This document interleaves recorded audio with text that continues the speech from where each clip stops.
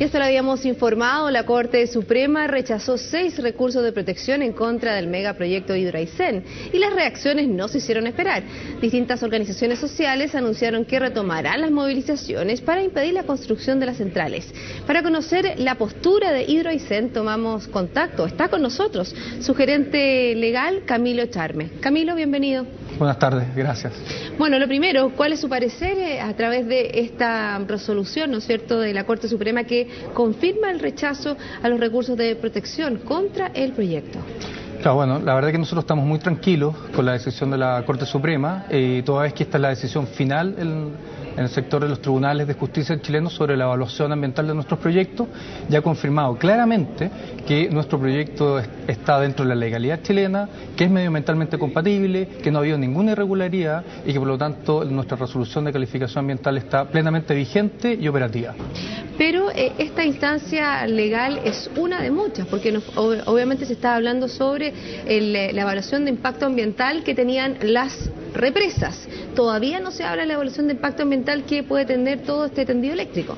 A ver, esto no es cualquier instancia, ¿no? Es una instancia muy importante, eso sería bueno dejarlo bien claro. Aquí se termina de discutir una parte importante de nuestro proyecto, que son las centrales, y aquí ya no se puede seguir discutiendo sobre la validez de la evaluación ambiental. Perfecto, entonces eso quiere decir que la evaluación de impacto ambiental que se hizo, que se ratificó, está bien hecha en torno a las represas, o sea, iría la central hidroeléctrica en esa zona.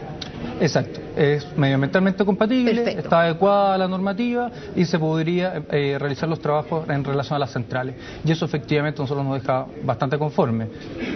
Camilo, pero también hay otra serie de recursos que están pendientes, no es el único legal que se viene por delante. Por ejemplo, hay reclamaciones al Consejo de Ministros, acciones legales en torno a la asociación ilícita, por ejemplo, se reclama irregularidades de los informes, también irregularidades de las concesiones de derechos de agua. A ver, vamos paso a paso para que las personas entiendan un tema legal que a veces parece un poco complejo. Claro, vamos, como tú dices, tratando de ordenar este trabajo. A ver, hay otros recursos, sí, pero ¿cuáles son? Son los recursos que se presentaron ante el Comité de Ministros. Esos, uno lo presentó Hydro Aysén y otro que también sería bueno aclararlo, son 34 recursos, no 1000 recursos como dicen los opositores, solamente 34 recursos, también ante el Comité de Ministros. El Comité de Ministros deberá resolverlos durante este año, nosotros estimamos, ¿verdad? Y tienen dos enfoques distintos. Nuestro recurso es sobre solicitudes de adecuación a condiciones que nos impusieron en la resolución de calificación ambiental. Perfecto. Respecto de los 34 de participación ciudadana, se refieren solamente a que se les aclare de mejor forma las consultas que los ciudadanos realizaron durante el procedimiento. Ese es el objeto establecido en la ley de medio ambiente. Es decir, porque por ejemplo la que ustedes hicieron dentro de lo que es el estudio de impacto ambiental, a ustedes se le hicieron una serie de, se podría decir, consultas, observaciones que tenían que readecuar el proceso, por ejemplo achicar ciertas zonas, no sé cómo se dice cuando van a hacer los embalses, una serie de elementos que impactan al proceso. Claro. Ahora, lo interesante del fallo de la Corte Suprema es que en uno de sus considerandos establece que esta participación, como los mismos opositores señalan, fue de tal magnitud y que está respondida en cada uno de los considerandos de la resolución. Entonces, en eso el fallo también nos deja bastante tranquilos. Entonces, por eso, lo siguiente es que el Comité de Ministros resuelva sobre nuestros recursos y sobre la observación de participación ciudadana. Nosotros estimamos que eso va a ocurrir durante el año. Ahora, respecto a los otros, no existen tales. Es decir, a ver, aquí hay solamente meras presentaciones de algunos opositores. ¿Ya? A ver, vamos delineando cuáles son estas. Son algunas acciones que presentaron querellas, ¿verdad?, por supuestos ilícitos, pero la verdad que después de más de un año o casi un año de investigación, no hay ningún Tribunal de Justicia de Chile, ningún fiscal de Chile que haya dictado una resolución o haya dictado una sentencia respecto a ese aspecto. Entonces, esto solamente es la voluntad de algunos opositores de querer, sin ningún fundamento, a nuestro juicio, querer seguir levantando aspectos que están resueltos.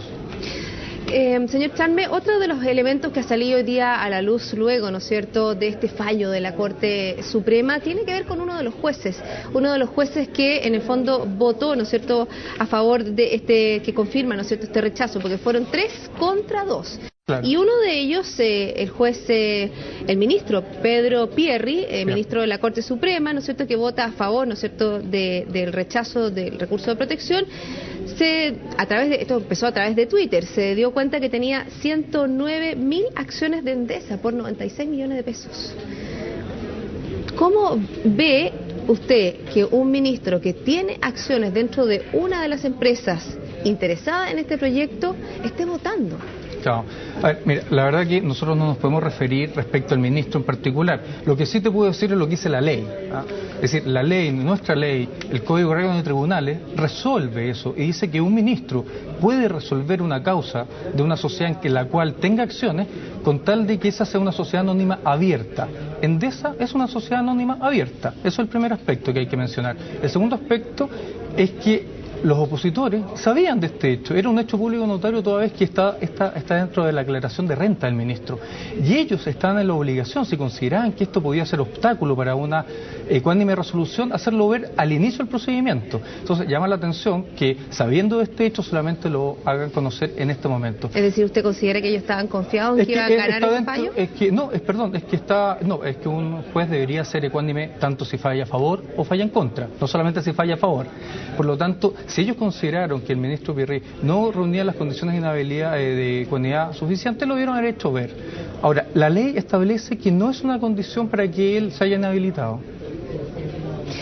Bueno, ese es un aspecto que obviamente ha dado que hablar durante el día en las redes sociales, por supuesto que eso genera en la opinión pública un cierto resquemor sobre lo que puede ser, aunque lo diga la ley, sobre si debieran habilitarse o no debieran habilitarse. Por ejemplo, el recién asumido ministro de Energía, Jorge Bunster, el día anterior a la asunción a su nuevo cargo, él renuncia, ¿no es cierto?, vende sus acciones que mantenía en una de estas empresas. Sí, claro. Ahora, es un poco también distintas las situaciones. Tal vez es bueno saber que también el mismo ministro Pierri concurre en muchos fallos donde condena a Endesa en diferentes juicios de multa, los condena a Endesa. Entonces, y ahí nos hizo ver eso. Es decir, nosotros creemos que el ministro Pierri es un ministro lo suficientemente experimentado para saber que él tiene condiciones de habilidad en una causa y las hará ver. También la contraparte lo pudo haber hecho ver y no quiso hacerlo ver. Eso es una decisión también de los opositores, no quisieron hacerlo ver antes, a pesar de que era un hecho público y conocido. Nosotros en ese sentido consideramos que entre lo que establece la ley y los precedentes del ministro Pierri no es mayor tema. A ver, Camilo, otro de los temas que estábamos analizando son los recursos, ¿no es cierto?, las dificultades que puede seguir presentando este proyecto de Hidro Aysén, un proyecto que involucra una gran cantidad, miles, ¿no es cierto?, millones de dólares, que obviamente quedará una mayor cantidad de un recurso hídrico que el que necesita nuestro país. La verdad que para eso obviamente hay quienes están a favor y otros que están en contra. Y uno de los elementos y una de las personas que están en contra, por ejemplo, el Movimiento Acción Ecológica, hablamos específicamente de su coordinador, Luis Mariano Rendón, él dijo que las movilizaciones en este minuto son lo único que les queda, que van a partir con movilizaciones. ¿Es algo que a ustedes también les ha afectado en la zona, las movilizaciones contra los trabajos que se puedan hacer en esa represa? A ver, nosotros consideramos que tenemos un proyecto serio. Es un proyecto que se ha evaluado durante 3 años en nuestra institucionalidad ambiental, en la cual ha habido participación ciudadana, había observaciones de servicios, se han contestado 3 adendas, tenemos una resolución de calificación favorable, hemos sido revisados por la Corte de Apelaciones de Coyhaique, que votó a favor de la resolución de calificación, por la Corte de Apelaciones de Puerto Montt, que votó a favor de la resolución de calificación en su procedimiento. Hoy en día también votó a favor la Corte Suprema. Por lo tanto, nosotros creemos que tenemos una legitimidad de nuestro proyecto que podemos presentarla. Es un proyecto transparente, cualquier ciudadano, cualquier persona, incluso que no haya participado en la evaluación, puede entrar al sistema de evaluación ambiental y ver toda la discusión que se ha dado. Están los informes abiertos. Es decir, en ese sentido nosotros estamos tranquilos que tenemos un proyecto que no solamente cumple con la legalidad, sino que también es un proyecto legítimo, que se ha revisado, que han participado, que se han presentado diferentes tipos de recursos. Estamos viendo, es decir, primero 7 ante las Cortes de Apelaciones, después 6 apelaciones. La verdad que en ese sentido creemos que nuestro proyecto es legítimo. Y en Hydro Aysén, por ejemplo, usted dice, creemos que nuestro proyecto es legítimo, se han desarrollado todas las instancias a nivel nacional, se habla de instancias a nivel internacional. ¿Ustedes están preparados como empresa para hacer frente a este tipo de querellas? A ver, aquí lo que tenemos que recordar, y seguimos con la línea, es decir, no solamente se han presentado, ¿verdad?, acciones en el ámbito ambiental, aquí se han presentado acciones en el ámbito de Contraloría, se han presentado acciones en el ámbito del Tribunal de Libre Competencia, todas y cada una de ellas ha sido rechazada. Es decir, llama la atención, ¿verdad?, la vehemencia, el dogma de los opositores que han ido a todas las instancias nacionales, Contraloría, Tribunal de Defensa de Libre Competencia, Cortes de Apelaciones, procedimientos administrativos y Corte Suprema, y siempre, todas las instancias, diferentes personas, diferentes jueces, diferentes criterios, han dicho que nuestro proyecto es válido. ¿No les queda otra instancia? En Chile no. ¿Y a nivel internacional se habla de querellas internacionales? Bueno, es que eso ya es una decisión que ellos tendrán que ver, pero lo que sí estamos viendo es que los fundamentos en las diferentes instancias chilenas nunca han sido tales, nunca ha existido estas irregularidades que ellos tanto han proclamado. No han existido. ¿Por qué? Porque ningún tribunal, ni la Contraloría, ni el Tribunal de Libre Competencia ha podido acreditar en forma fehaciente, contundente, con pruebas de que se hayan cometido. Y disculpa que continúe con este tema, es importante eso porque marca una señal. Llevamos 4 años enfrentándonos en diferentes instancias con los mismos grupos y ellos siguen de forma vehemente, pero sin fundamento, haciendo algo que no es tal. Y sabemos que es un proyecto a largo plazo. La propia central hidroeléctrica tomaría más o menos 12 años, más de 10 años en ser construida. Una pregunta que salta a la vista en torno a las encuestas. Hoy día, ¿no es cierto?, fue balance, ¿no es cierto?, para el gobierno, baja, ¿no es cierto?, su aprobación, y también hay encuestas que hablan que el 70% de la población rechaza este proyecto. Eso tiene que ver no con la parte legal, sino que con la parte comunicacional, cómo la gente percibe este proyecto. ¿Cómo lo van a hacer ustedes para instalar una conciencia distinta en la población? Bueno, nosotros creemos que estas decisiones ayudan, así como insistía, la legitimidad también es que tenemos una institucionalidad que funciona, y en Chile la verdad que la institucionalidad funciona de forma efectiva, eso ayuda, pero también ahora en la siguiente etapa de nuestro proyecto, que es presentar el estudio de impacto ambiental del sistema de transmisión, vamos a seguir implementando nuestra filosofía, ¿verdad?, de buen vecino, teniendo más participación ciudadana voluntaria, anticipada. Ya nosotros lo hicimos durante noviembre y diciembre del año pasado con muy buenos resultados, es decir, fuimos a las diferentes localidades de la región de Aysén y de la región de Los Ríos, participamos con las comunidades, les mostramos nuestro proyecto, recogimos sus dudas y ahora vamos a volver durante este año a las comunidades a presentar este proyecto. Es decir, la percepción que tienen ustedes es que el mayor rechazo se produce a nivel centralizado del país, no en la zona específicamente donde ustedes van a desarrollar esta central. Bueno, no, para nosotros es muy importante la región de Aysén, obviamente. Ahí está, de cierta forma, el corazón de nuestro proyecto y por lo tanto el compromiso con la región de Aysén y la opinión de los ayseninos es muy importante. Nosotros, como siempre hemos dicho, creemos que somos parte de la solución de Aysén. Camilo, lo quiero invitar a que hagamos una pausa y luego seguimos conversando, ¿le parece? Muchas gracias, sí, claro. Luego de una pausa regresamos con más actualidad, seguimos conversando sobre Hydro Aysén, no se vaya.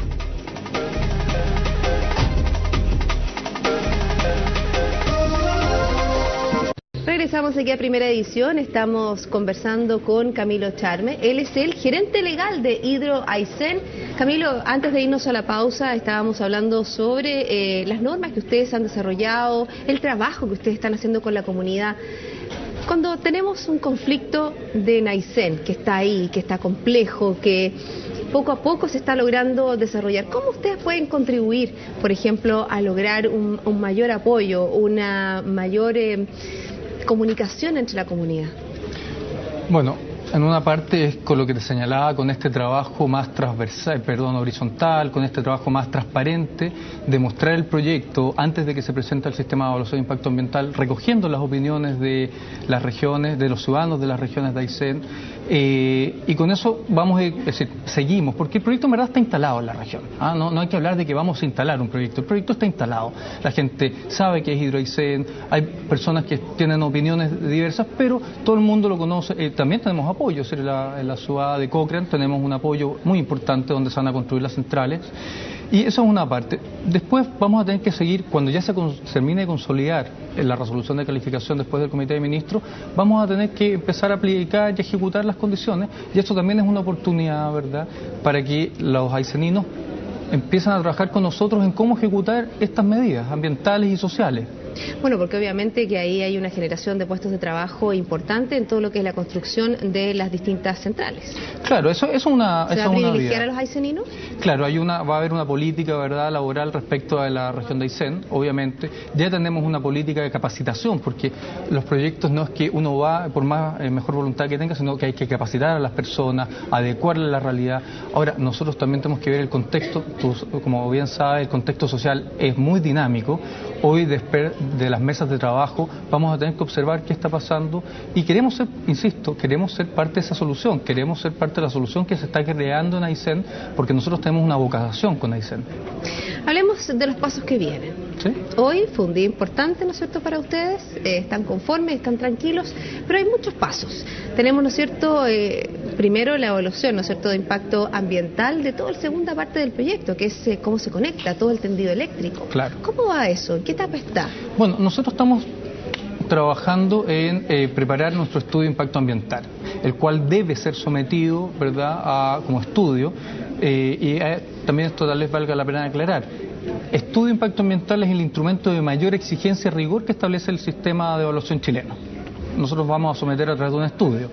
Y es importante decirlo, que por ejemplo en todos los proyectos que se desarrollan, ya sean mineros, ya sean de represas, ya sean de otro tipo de centrales, el estudio de impacto ambiental es una inversión muy, muy importante que hacen las empresas. No, claro, a ver, y esto... te agradezco tu aclaración, porque efectivamente aquí hay una serie de profesionales de diferentes naturalezas, sociólogos, arqueólogos, biólogos, abogados también, ¿por qué no decirlo? ¿Verdad? Ingenieros que participamos, ¿verdad?, de la elaboración y revisión de cada uno de los componentes, medio humano, flora y fauna, también pero no solamente eso, también infraestructura, interconectividad, medio social, cómo la comunidad va a poder participar de esto. Tratar de mitigar, es decir, disminuir, ¿verdad?, toda la afectación que vamos a tener que realizar en la construcción. Por eso en este proceso, como le comentaba, la cantidad de dólares, la cantidad de recursos que se destinan a esos proyectos de impacto ambiental son muy, muy importantes. Sí, claro. Bueno, y en eso estamos trabajando. En paralelo, insisto, con la labor también de participación ciudadana, que es muy importante, porque todo este trabajo especialista se va nutriendo de las observaciones ciudadanas. Por eso estamos con este trabajo voluntario y anticipado de participación ciudadana. ¿Tiene alguna coordinación, por ejemplo, con el Ejecutivo? No, no tenemos ninguna coordinación con el Ejecutivo. Es decir, la administración, la autoridad, es autoridad. Y a ellos lo que les corresponde es evaluar un proyecto después de presentado. ¿No existe una coordinación, por ejemplo, de pasos a seguir en la zona? Lo que pasa es que los pasos a seguir están establecidos en Chile por una ley de base medio ambiente y un reglamento. Le pregunto específicamente porque el gobierno hace más de un mes, ¿no es cierto?, lanzó todo lo que es su nueva política de energía ambiental, ¿no es cierto?, de energía de aquí al 2020, 2030, si no me equivoco. Y en esa obviamente que el recurso hídrico es muy, muy importante. Entonces, por eso le preguntaba, todo lo que es la generación de Hidro Aysén va a permitir 2.000, si no me equivoco, 2.750 megavatios ingresar al sistema. Recordemos que ahora más o menos funcionamos con 8.000. Un poco menos, ¿sí? Y se habla obviamente que en los próximos años esto se duplica. Claro. Ahora, eso, a ver, es importante. La política de la autoridad está basada en estudios, es decir, tenemos que ver el antecedente, que es el informe de expertos, ¿verdad?, el CADE, el famoso informe CADE. Ya el informe CADE recogía la importancia para Chile de tener una matriz energética más diversificada, donde el factor hídrico tiene que ser más importante. Chile cuenta con el factor hídrico como matriz propia, soberana, renovable, no emite gases de efecto invernadero, es decir, es en ese sentido un muy buen aporte a nuestra matriz energética. Entonces lo que se dice, bueno, aprovechémoslo y aprovechémoslo de forma inteligente. Acuérdense que no somos el único proyecto que está desarrollando el potencial hídrico de la Patagonia, también hay otras empresas. Claro, pero es el más importante, es el más grande. Sí, pero el otro proyecto es menor, son 1.250 megawatts en un proyecto también que está en desarrollo, por lo tanto la política se está generando trabajando para la Patagonia y para Chile, no para una empresa determinada. Y esto también hay que dejarlo bien claro. Bueno, y en esos pasos a seguir, en el segundo lineamiento está todo lo que es la evaluación del impacto ambiental de esta segunda etapa, que la verdad que es lo que se podría decir lo que genera más impacto visual. Por ejemplo, la Patagonia Sin Represa hace estas imágenes, ¿no es cierto?, de la Patagonia con una cantidad de cableado interconectado, un poco lo que se está mostrando como lo peor, lo que podría ser para nuestra Patagonia. ¿Cómo lo van a hacer ustedes? Bueno, que tú has dicho algo que es muy interesante. Patagonia Sin Represa ha querido mostrar lo peor. Y tanto es así que ha establecido fotos que no tienen nada que ver con la realidad. Es decir, nuestras líneas no pasa, ¿verdad?, por las Torres del Paine. Eso es mentira, es falso, no corresponde a la realidad.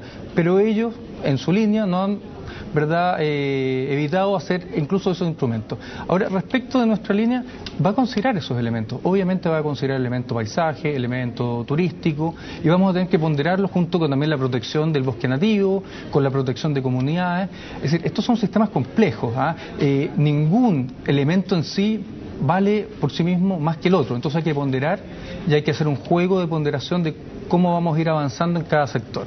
Hay posturas contrarias, hablando por ejemplo del Poder Legislativo, hay posturas contrarias de algunos senadores de la zona, del senador Horvath, con respecto a Hidroaicén, pero me imagino que también ustedes han recibido el apoyo de parlamentarios que sí están de acuerdo y que sí ven el desarrollo que podría generar en la zona y en el país este proyecto.